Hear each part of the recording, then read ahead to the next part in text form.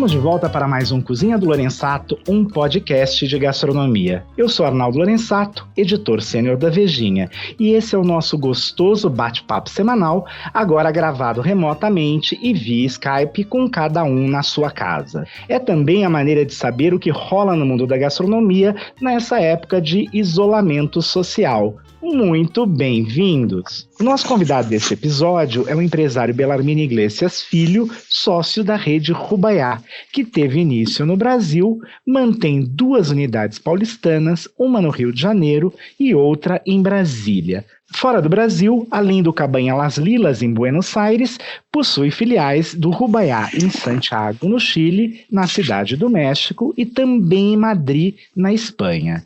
Entre outros assuntos, falaremos da reabertura do Rubaiá espanhol no período de volta das atividades comerciais suspensas por causa da pandemia de coronavírus. Muito bem-vindo, Bellarmino.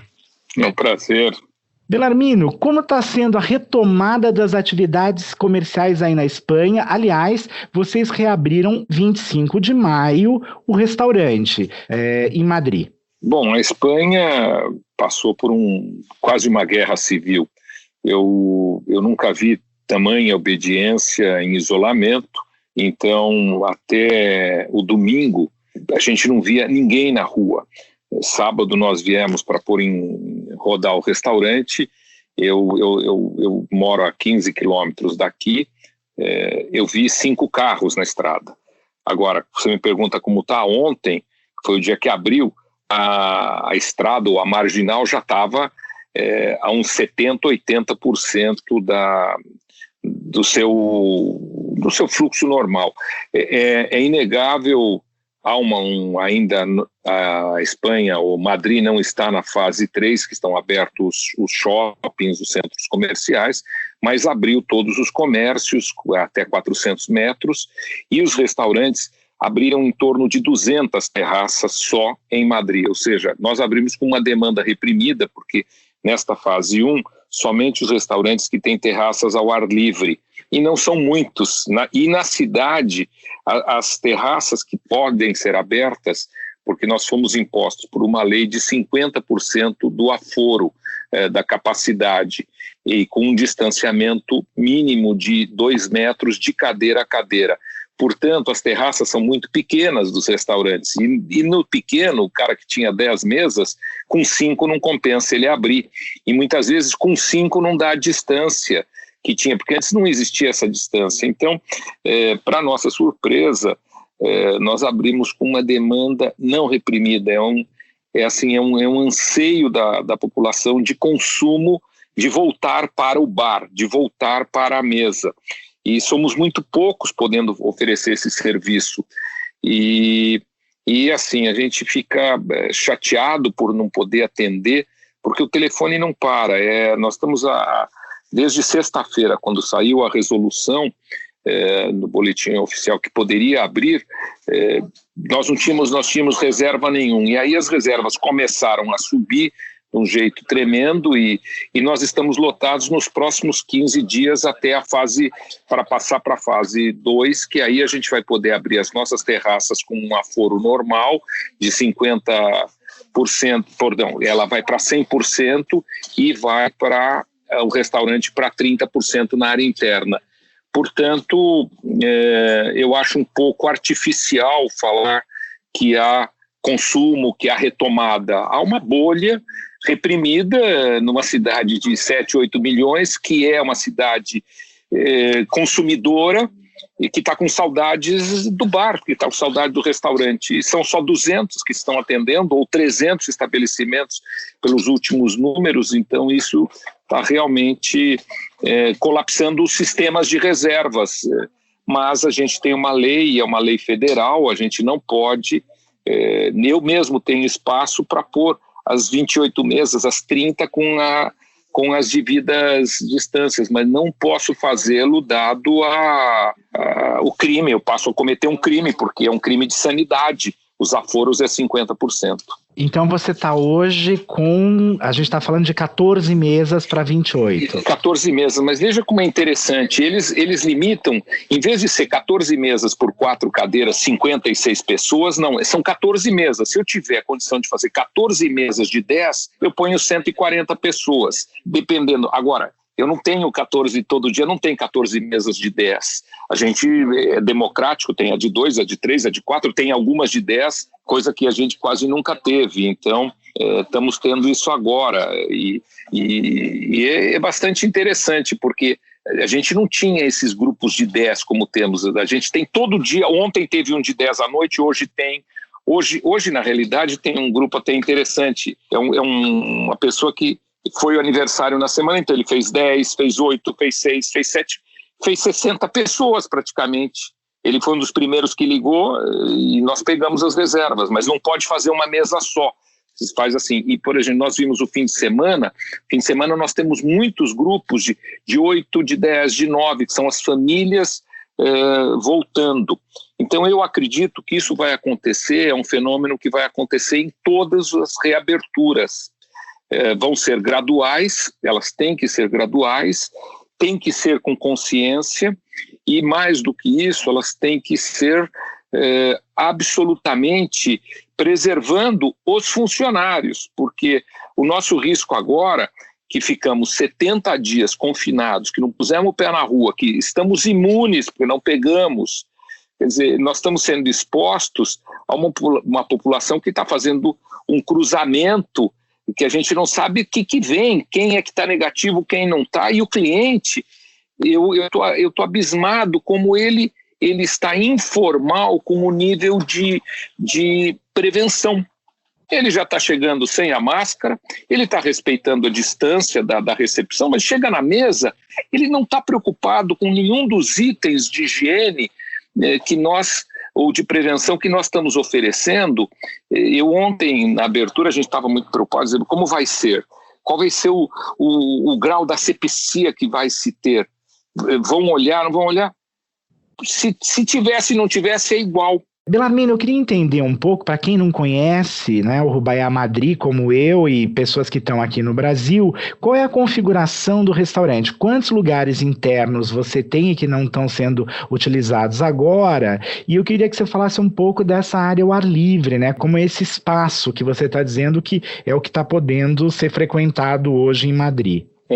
O Rubaiá aqui, ele é muito parecido com os que todos já conhecem. Ele tem uma área interna de 40 mesas na parte de cima. Em frente ele tem uma terraça que cabem outras 35 mesas. E nós temos na parte de baixo, nós temos 6 privados, que são aqui os camarotes, os privês são muito usados, o espanhol gosta muito disso. Então nós temos um restaurante para todas as fases do ano.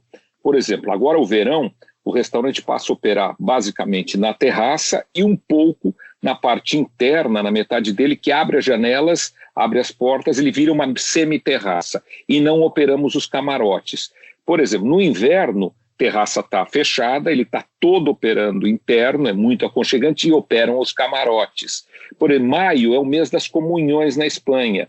Comunhões, hoje, nós estaríamos, se não tivesse a pandemia, nós estaríamos lotados todo dia, de segunda a segunda, com as comunhões nos privados. Então, esse é o restaurante que a gente tem, cabe 377 pessoas, dos quais um 60% é interno e um 40% externo. Mas a gente geralmente opera ele sempre com em torno de 60, 70 mesas, não com as 95 mesas, porque não há essa demanda também na Espanha, mas ele é muito eclético. Você estava nos dizendo agora que o cliente ele não está sendo tão cuidadoso quanto se imaginava, então dispensando já o uso da máscara e tal. Quais são os cuidados que o Rubaiá tem e que ele oferece para o cliente na asepsia, enfim? Quais são as normas que vocês estão estabelecendo para a utilização do restaurante? Bom, a primeira norma é que nós temos tudo sinalizado com as distâncias mínimas de prevenção. Então, na recepção, quando você chega, você já tem ali 5 marcadores, que você não vai ter mais do que 5 grupos chegando. tecnicamente. Então você tem 5 grupos que ficam a 2,5 metros cada um. Depois você tem o banheiro, a utilização do banheiro, uma pessoa só. Você tem a desinfecção do banheiro a cada cliente que entra-se e se desinfeta o banheiro, isso na operação. E também com marcações. Se tiverem 2 para entrar no banheiro, ficam na fila. E isso é quando você anda. Os espaços, como eu falei, é lei, você tem que ter as mesas cadeira a cadeira com mínimo 2 metros, nós estamos com um pouquinho mais, porque está sobrando muito espaço para nós, e aí você vai para a mesa em si. Então, por exemplo, os cardápios, nós fizemos ontem 10 cardápios impressos, pusemos eles todos a vácuo. Se alguém precisasse, o código QR está todo mundo usando, todo mundo vai no aplicativo. Eu acho que vai ser uma grande novidade no nosso mundo. O cardápio digital vai se impor, porque aqui ontem só uma mesa que nós tivemos que ajudar, e aí nós usamos um tablet para não abrir, para um casal de velhinhos que não dominava a tecnologia, mas todo mundo domina. Higienizado, tudo super higienizado. Os guardanapos, a gente está pondo o guardanapo, a faca, os talheres, junto com um álcool gel, dentro de um saco esterilizado, fechado a vácuo também. Na hora de abrir, a gente abre com uma tesoura, dá para o cliente segurar, nós não pegamos nesse material. É como se fosse uma cirurgia. Você entrega para o cirurgião os utensílios dele, ele pega, mas ninguém pegou. E nós estamos trabalhando com as máscaras. Ontem nós trabalhamos com os shields, né, os face shields.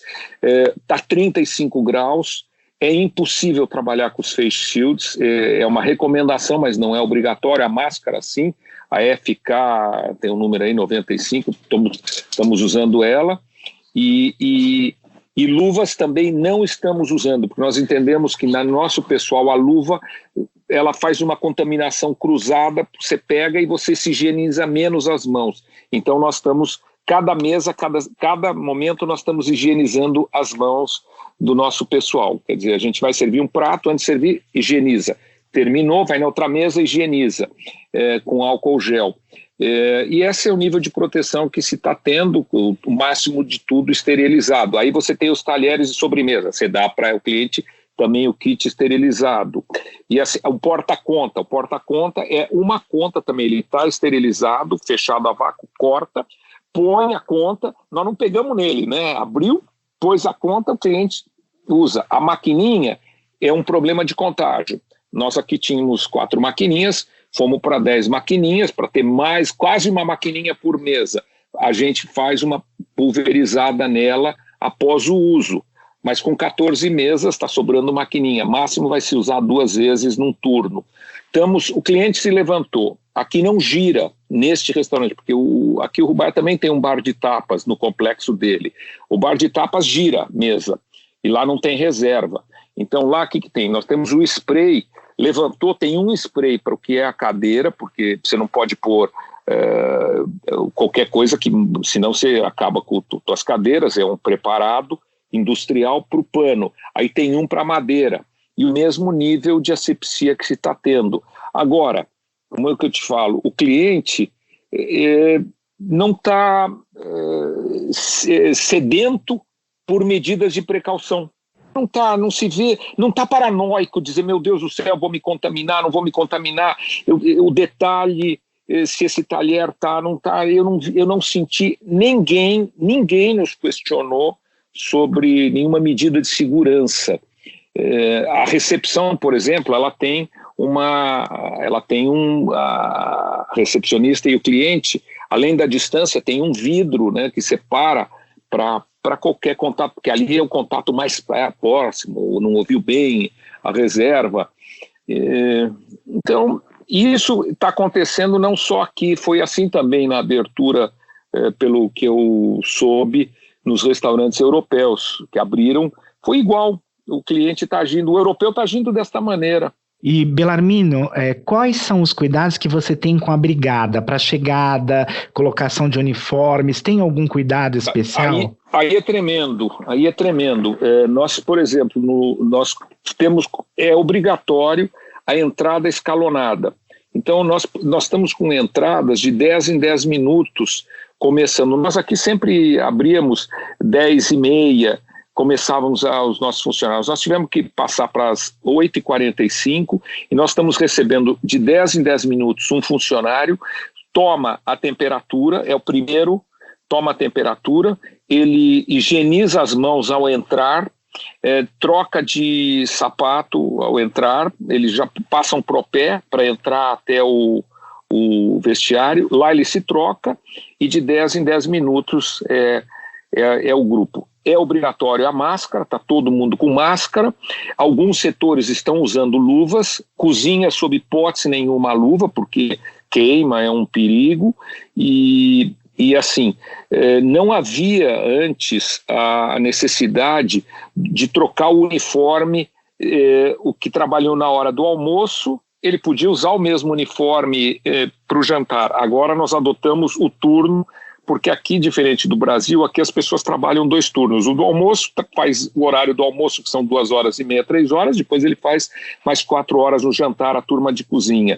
Então nós trocamos também os uniformes do almoço e os uniformes do jantar.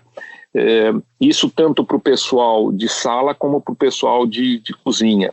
Quer dizer, o rigor da limpeza está muito maior.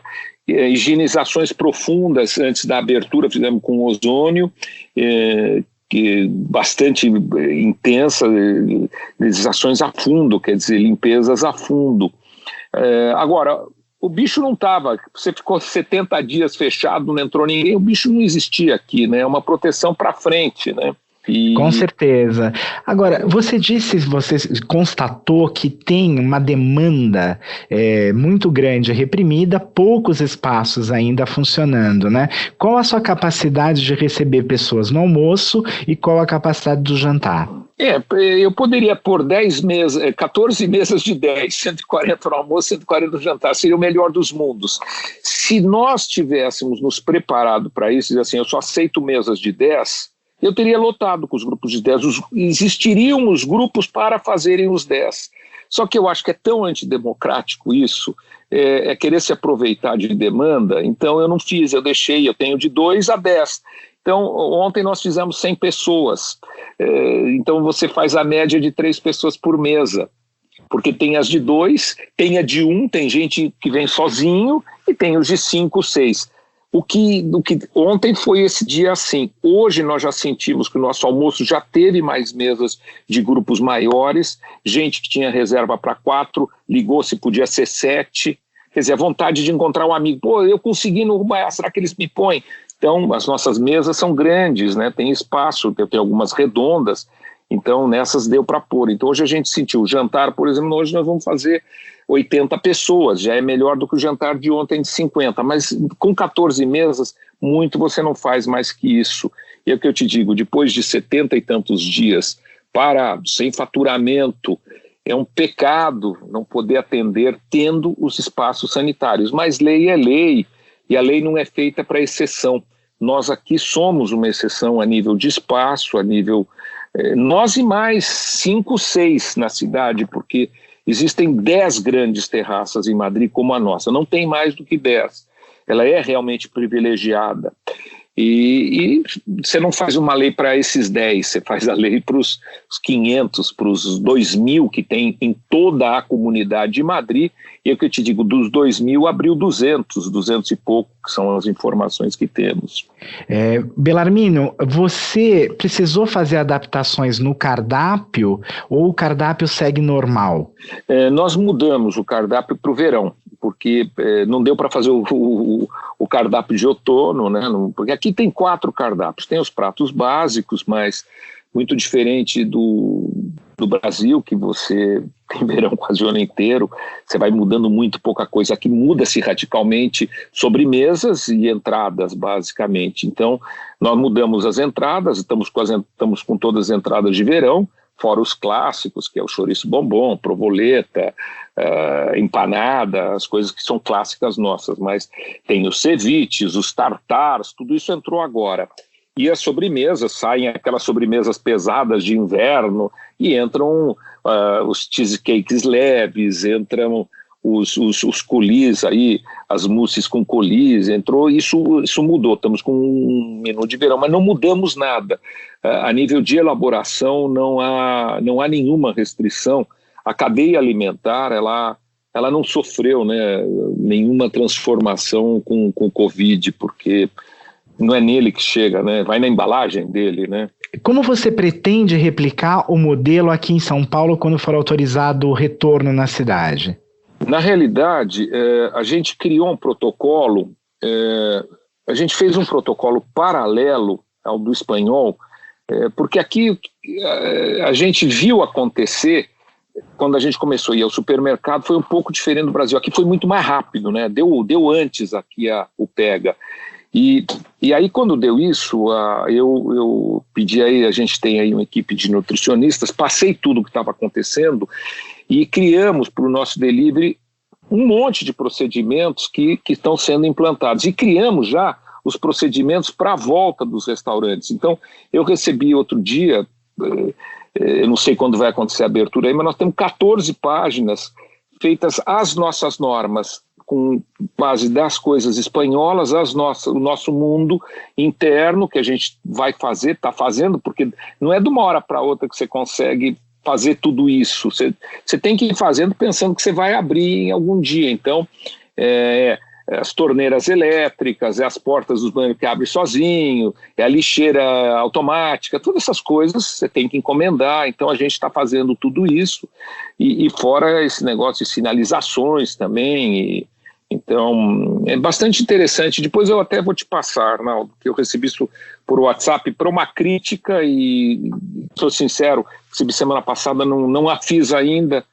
Eu passei o que tinha, eu falei, faz aí, como nós temos aí, eu acho que 3, 4 semanas ainda para o Brasil, eu vou atacar isso depois aqui, vamos ver tudo daqui que eu vou depurar do que aconteceu aqui. É uma grande aprendizagem. Seu pai foi um imigrante que chegou aqui sem dinheiro nenhum, construiu um império ligado à gastronomia. Tive o prazer de conhecer, conversar com ele, né, várias vezes, entrevistá-lo. E hoje, né, ele propiciou esse retorno à Espanha, era um desejo dele. E hoje você que comanda esse grupo, que é um grupo internacional. Como que é ter casas no Brasil, no Chile, no México e na Espanha? É assim, o espanhol diz assim, es lo que hay, es lo que tenemos. Não é fácil, porque o trabalho de uma operação é muito mais fácil quando você está se você tem 3 na mesma cidade ou no mesmo país, é mais fácil. O trabalho que dá o Rubaiá do Chile, o Cabanas Lilas, ou do México, ou daqui, dava para ter outros nas cidades, né? E dá muito trabalho você estar dispersado geograficamente. Você tem que andar, você tem que viajar.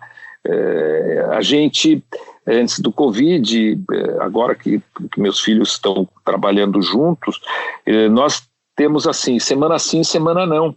Nós estamos num território, né, numa operação. Isso que nós somos muito pequenos, porque nós nos convertemos novamente em empresa familiar e estamos à frente. Mas é muito trabalhoso. O meu conselho que eu dou seja grande numa cidade só, tem espaço. Dá para ter 8 restaurantes em São Paulo. E você do mesmo tamanho do que ter 8 no mundo. Mas esse era o espírito, estava no DNA do meu pai, imigrante, e era a síndrome do imigrante. Ele queria voltar à Espanha e voltamos. E aqui a gente é uma referência importante. Nós já estamos aqui desde 2005, já são muitos anos. 15 anos. 15 anos, não é... A média aqui dos restaurantes é que 3, 4 anos abrem, tem um êxito, fecham. Quando a gente abriu o teu análogo, o jornalista crítico gastrônomo mais importante falou assim, bem-vindos, pero vais a triunfar 3 anos. Nossa! Entendeu? 3 anos. Tem 15. Multiplicou por 5. E estamos aí e nós somos, se não somos número 2, se não somos número 1, estamos ali, número 2, estamos lá, nós estamos na crista, porque, sei lá, porque eu acho que carne é universal, né? Carne todo mundo gosta. Você estava me contando que reposicionou a carta mexicana, porque tinha uma época que você estava tentando padronizar os cardápios e deixar eles semelhantes, né? Por que precisou reposicionar justamente a casa mexicana? O México é um país tremendamente peculiar. E se você não é mexicano, você não o entende. Então o México, nós precisamos adequá-lo às cores, aos temperos, ao som, ao ambiente, à atmosfera. E isso nós fizemos. Nós fizemos agora. Dia 10 de janeiro, eu e o Vitor, nós fomos para o México, fomos trabalhar no México, buscando essa remodelação. Fizemos o negócio, nós lá nos associamos a uma marca que chama Carajillo, que é um grupo que tem essa coisa mexicana e que eles estavam querendo fazer alguma coisa com carne. E nós tínhamos a plataforma, então nós nos juntamos, nós nos associamos e estávamos prontos para reabrir dia 10 pronto o México, por dia 10 de abril. Estamos lá parados, todo mundo contratado, fizemos um obrão, fizemos uma baita reestruturação. Agora, lá nós estamos testando um novo conceito, que é um rubaiá com salsa, latino, caliente. É muito diferente. Obviamente, o core, o produto, vai ter carne, mas vai se juntar essa coisa que esses caras têm do mexicano, da música em algum momento que nós não temos, eu não sei fazer isso, com o que nós sabemos fazer com a grelha, com a parrilha, com essa de entrar nessa cozinha que o cara chega a ver tudo escancarado, tudo lá escondido. Então é isso que nós estamos refazendo. Por isso que eu te digo, é melhor ter 8 em São Paulo do que ter 8 pelo mundo, porque não é win-win, você não vai ganhando em todos, a gente erra, e erra mesmo. Quer dizer, o México é esse, o México eu tenho que assumir. Foi a primeira operação na expansão quando nós tínhamos vendido para o fundo entendeu que tínhamos que ir para o México, fomos, suamos e logramos fazer esse negócio, porque hoje não faríamos, hoje é igual companhia aérea, quem quer se associar ou quem quer comprar. Nós vamos agora para a nossa sessão Fast Food, a nossa sessão de perguntas rápidas para respostas ainda mais rápidas.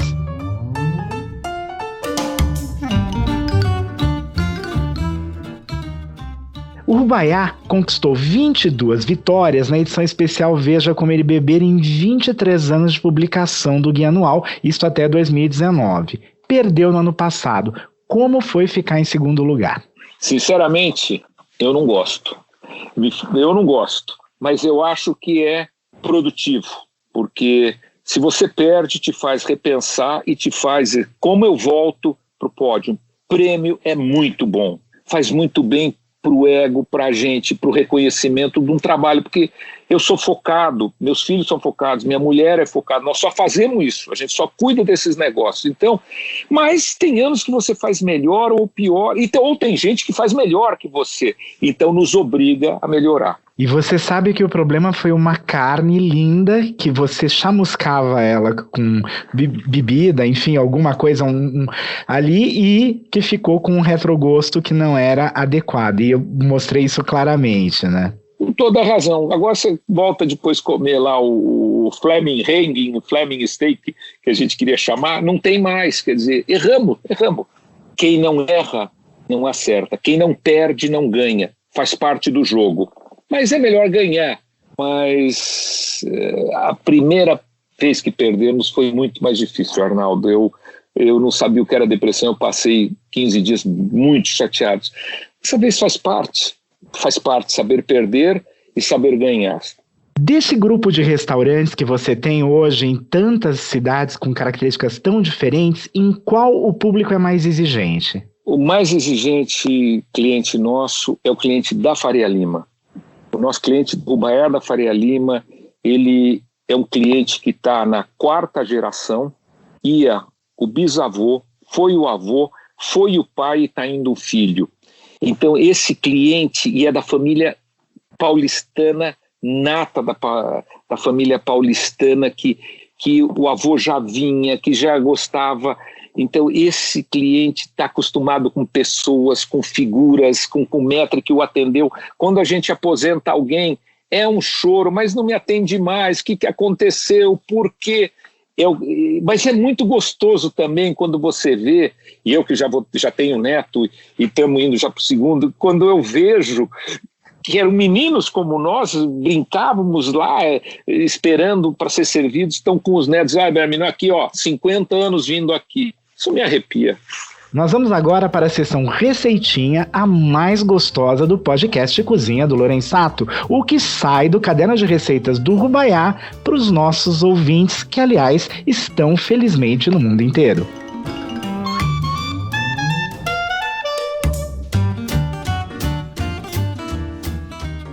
Vamos dar a receita do pão de queijo falso, porque o verdadeiro que a gente faz não dá para fazer em casa, o forno não aguenta. Então a gente tem 2 pães de queijo lá, na verdade tem um pão de queijo e um de polvilho, mas também não é um polvilho. Essa é uma receita da irmã do Saul Galvão, que um dia veio lá, o Saul falou, tem que ter um polvilho aqui, a minha irmã veio. Então, ele é assim, você faz 1,5 litro de leite, tudo 1,5 litro de azeite, 8 ovos, você põe 2 quilos de fécula e 70 gramas de sal.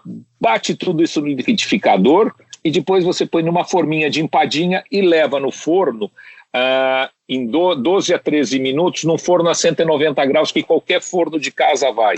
Isso aí pula, faz um pãozão que é uma delícia. E ele tem essa liga do queijo, e pulveriza ele, quando tiver na forminha, com bastante parmesão. Se puser grana padano, melhor ainda, recheando, melhor ainda. Eu, de vez em quando, faço em casa, ainda põe um pouquinho de queijo gorgonzola doce, que aí fica um treco. Esse é o falso pão de queijo. Bom, eu preciso confessar que é o meu favorito no Rubaiá. Aliás, fico mais feliz ainda de saber que essa receita veio da irmã de um amigo muito querido que nos deixou, que foi o grande crítico Saul Galvão. Eu sou Arnaldo Lorensato e recebi hoje aqui no estúdio remoto o restaurateur Belarmino Iglesias Filho. Muito obrigado, Belarmino. Eu fico muito lisonjeado, em nome aqui da família Iglesias, da Ana e dos meus filhos, por poder compartilhar com o teu público, com você, as nossas experiências e se eu puder ajudar em alguma coisa aí nessa desescalada para o Brasil a nível de procedimentos, estou à disposição e, como eu te falei, vou te passar o que a gente está fazendo lá no Brasil, que eu acho que é bacana. Você tem uma função social muito importante, um compromisso tão importante com o teu público e com o setor, que a gente tem que voltar a trabalhar na hora certa, do jeito certo, porque o que a gente não pode pôr em risco são os ganhos sanitários que você teve de não ter se contaminado, de ter evitado mortes ao redor e que não seja na retomada esse caos, né? Essa é a nossa maior preocupação hoje, que eu chamo na família Rubaiá, em todos os países. Bom, exemplar isso, e Belarmino, eu acompanho o grupo desde sempre, e desde que eu estou na gastronomia, isso já há 28 anos, né? Parece que foi ontem, mas é incrível porque vocês sempre tiveram critérios muito rigorosos quanto às normas sanitárias. Eu sei porque acompanhei construção de restaurante, bastidores, entrada de mercadoria e tal, quando fiz matéria, e sempre foi exemplar. Realmente imagino que você deva estar tomando os cuidados mais rigorosos possíveis nesse momento. Sou eu que agradeço. Obrigado, muita sorte, que Deus abençoe esse nosso Brasil aí, porque eu tô louco para ir embora. Não tem avião para eu sair daqui ainda, então quando tiver avião eu vou para aí, tô indo para aí. Forte abraço aí para todos, fiquem com Deus aí. Antes de encerrar, fica uma dica muito especial. Para receber notícias quentes e ter uma quarentena cheia de criatividade, com ótimas opções sem sair de casa, basta assinar o conteúdo da Vejinha no link assineabril.com.br/podcast Veja SP. Eu queria lembrar ainda ao nosso ouvinte que o nosso site, vejasaopaulo.com.br, passou por uma remodelação. Está mais bonito e ainda mais rápido para carregar no celular. Até a próxima sexta, um abração a todos.